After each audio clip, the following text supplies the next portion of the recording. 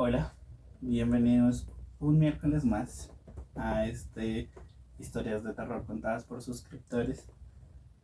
El día de hoy tenemos una historia que es un poquito larga, Ok. entonces prepárese.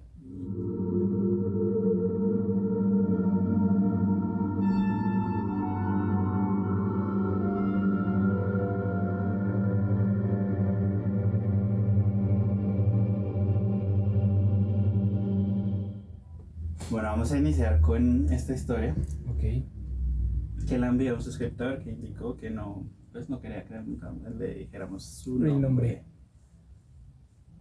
La casa de mi abuelo tiene algo. Varias veces hemos estado escuchando pasos en el techo, alguien limpiándose los pies en la alfombra, puertas azotándose en la noche. Recuerdo una noche en la que estuvimos, perdón, todos mis primos en el antiguo cuarto de mis tías y mi mamá. Ujú. Nos despertamos alrededor de las 2 o 3 de la mañana. Nos despertó el sonido de alguien arrastrando los pies en la alfombra del cuarto. Me acuerdo que me levanté y ver a uno de mis primos viendo el centro del cuarto y los otros tres se estaban levantando cuando el sonido de arrastre pasó a ser pasos pesados. Ok.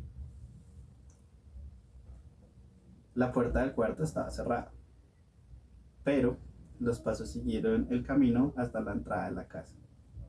Y luego vimos cómo se abría y azotaban, o sea, la puerta. Sí, sí, sí, sí, sí. Pero es que me perdí, que breve. El caso, en el caso de mis primas y mis tías, ellas estaban teniendo experiencias más desagradables. Mi mamá estaba trabajando en el despacho de mi abuelo y escuchó pasos detrás de ella, donde había una ventana que daba al patio. Ok. Dice que empezó a sentir frío y el monito de la computadora, el monito me imagino que es como un dibujo, Sí, puede ser. el monito de la computadora empezó a tener efectos como cuando le pones un imán. Yo creo que debería ser el monitor en vez de monito. Bueno, maybe. Mi mamá salió corriendo del despacho y nos pidió ver que todo estuviera bien. Pero encontramos huellas de alguien descalzo en el lodo del patio, Ok. justo enfrente de la ventana. Mis primas nos cuentan que estaba jugando en la computadora cuando empezaron a sentir frío y el escritorio empezó a sacudirse violentamente. Salieron corriendo, pues asustadas. Pues como cualquier persona con sentido común. No encontramos nada, pero el escritorio estaba muy lejos de donde estaba originalmente. Y es un mueble muy pesado como para que mis primas pudieran moverlo. Un día, casualmente me contó mi abuelo que cuando construyeron la casa encontraron huesos de un adulto chaparro, con partes del tórax como cortados. Ok. Él vive en Cholula, Puebla, México. donde se supone que fue la matanza de Cholula, por parte de los españoles. Ok. Dice mi abuelo, dice mi abuelo, Dice el corresponsal.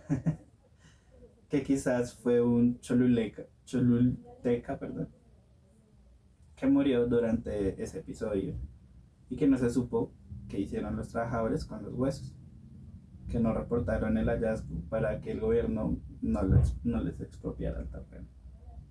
Ok. Mm, Es que eso pasa bastante, güey. Cuando son ese tipo de cementerios y cosas así que están relacionadas con tribus indígenas y toda esa vaina, se pueden presentar ese tipo de misterios o situaciones así paranormales.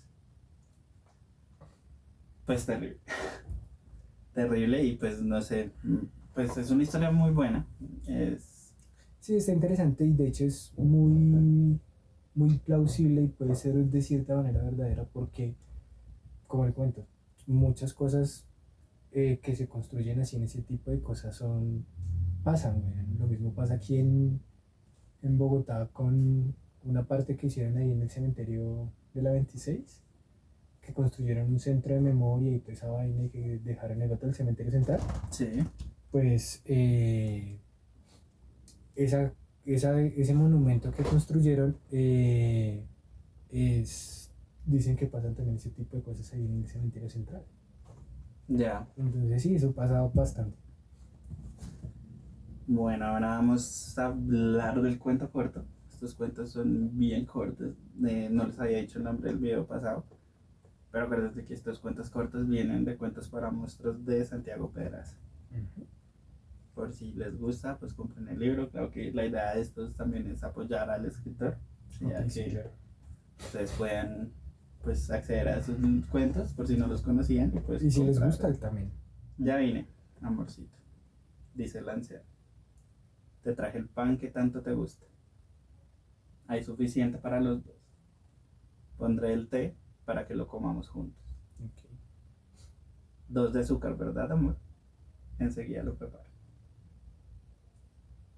Y le siguió hablando durante un largo rato de la fotografía de su compañera de vida. Eso está triste. Al pasar por la ventana, la cruz de madera en el jardín lo regresó cruelmente a la realidad. Otra vez. No, eso no da terror, da tristeza. Ya. Claro No, que también uno puede pensar que él fue el que le hizo eso.